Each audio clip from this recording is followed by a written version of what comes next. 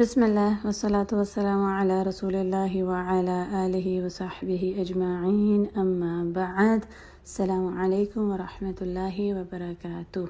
خیر خواہی کے کاموں میں آج جو نرمی، بھلائی، شفقت کے سلوک کے بارے میں ہم پڑھیں گے وہ ہمسایوں کے بارے میں ہے۔ حدیث میں آتا ہے عن ابی ہریرہ قال قال رسول اللہ صلی اللہ علیہ وسلم ما زال جبریل یوصینی بالجار حتی ظننت انہ سیورثہ۔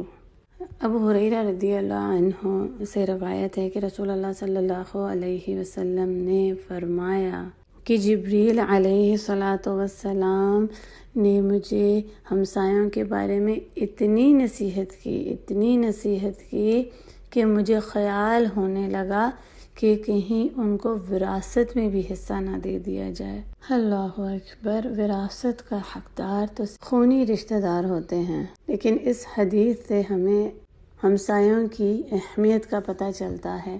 اگر ہمسایوں کو کسی چیز کی ضرورت ہے تو ان کو وہ دینا اور ان کا خیال رکھنا، ان کو کسی قسم کی اذیت نہ دینا، پوری طرح سے خیال رکھنا کہ ہمارے کسی بھی عمل کی وجہ سے ان کو تکلیف نہ پہنچے، ان کی خیریت کا پوچھتے رہنا، مشکل وقت میں فوراً ان کی مدد کرنا۔ اور اکثر ایسا ہوتا ہے کہ کبھی کوئی مشکل پیش آئے تو اپنے رشتہ داروں کو تو دیر ہو جاتی ہے اور یہ ہمسائے ہی ہوتے ہیں جو فوراً مدد کے لیے پہنچتے ہیں۔ مگر یہ کیسے ممکن ہوگا جب آپ یہ بھی تو جانتے ہوں کہ ہمارے ہمسائے میں ہیں کون؟ اب تو یہ وقت آ گیا ہے کہ پتہ ہی نہیں ہوتا کہ اگلے گھر میں رہتا کون ہے، اس کو کسی چیز کی کوئی ضرورت ہے بھی کہ نہیں۔ ہم سب بہت اچھی طرح جانتے ہیں اپنے پیارے نبی صلی اللہ علیہ وسلم کی زندگی کا واقعہ، جب ان کی ہمسائی ایک بوڑھی عورت رسول اللہ صلی اللہ علیہ وسلم کو تنگ کیا کرتی تھی، ان کے گھر کے باہر کچرا پھینک دیا کرتی تھی۔ اور آپ سوچئے کہ وہ کچرا بھی آج کل کی طرح کے پلاسٹکس اور کینز وغیرہ نہیں ہوتے تھے، وہ تو گلا سڑا گندا پرانا کھانا، کانٹے اور جو ذبح کیے ہوئے جانور، ان کا گند جن کو فوراً پھینکنا ہو کیونکہ اس میں سخت بدبو بھی ہوتی ہے اور پھر اس پہ مکھیاں مچھر آتے ہیں، بیماریاں پھیلتی ہیں، وہ رسول اللہ صلی اللہ علیہ وسلم کے گھر کے باہر پھینکتی تھی۔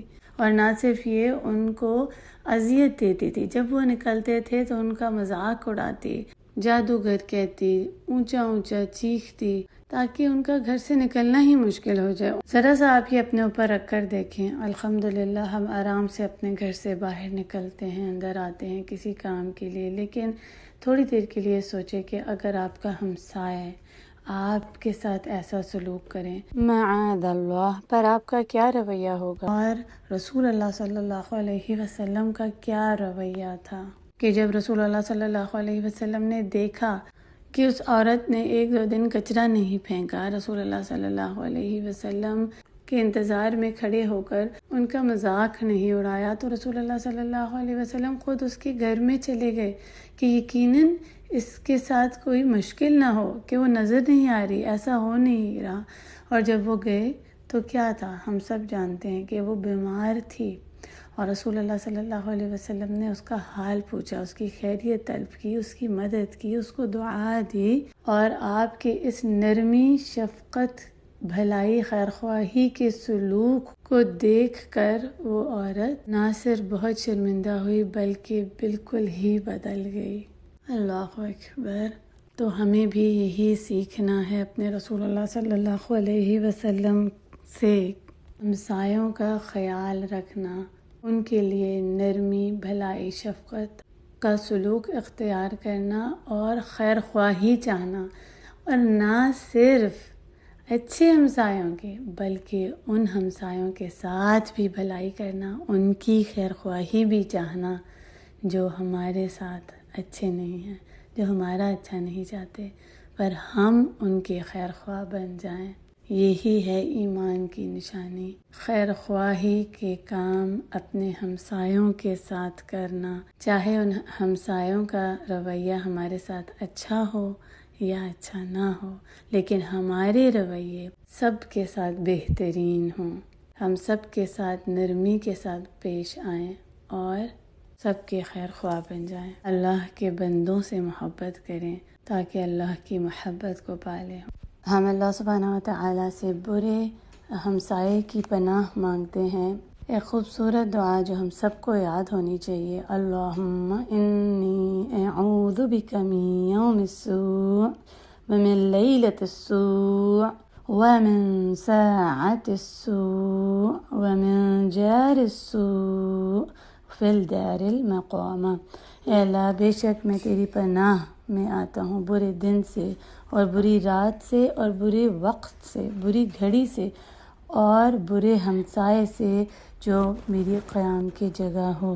جب ہم اللہ سبحانہ و تعالیٰ سے برے ہمسائے کی پناہ چاہتے ہیں اس دنیا میں، تو یہ صرف اس دنیا ہی کے لیے ریسٹرکٹڈ نہیں ہے، بلکہ اس دعا میں ایک ریفلیکشن ہے کہ اللہ سبحانہ و تعالیٰ ہمیں آخرہ میں بھی برے ہمسائے سے بچانا۔ اور آخرہ میں برا ہمسایہ کون ہوگا؟ وہ جو جہنمی ہوگا۔ ہم جہنم سے بھی اللہ کی پناہ مانگ رہے ہیں، اور ہم آخرہ میں نیک لوگوں کو اپنا ہمسایہ مانگ رہے ہیں کہ ہمارا گھر بھی صالح لوگوں کے ساتھ ہو، انبیاء کے ساتھ ہو۔ اللہ سبحانہ و تعالی ہمیں اس دنیا میں بھی اور آخرہ میں بھی بہترین ہمسائے نصیب کریں جن کے ساتھ ہمارے گھر ہوں۔ اللہ سبحانہ و تعالی ہماری دعا کو قبول فرمائیں۔ اللہ سبحانہ و تعالی اس دنیا میں بھی ہمیں بہترین ساتھی ہمسایہ عطا کریں۔ وآخر دعوانا ان الحمد للہ رب العالمین۔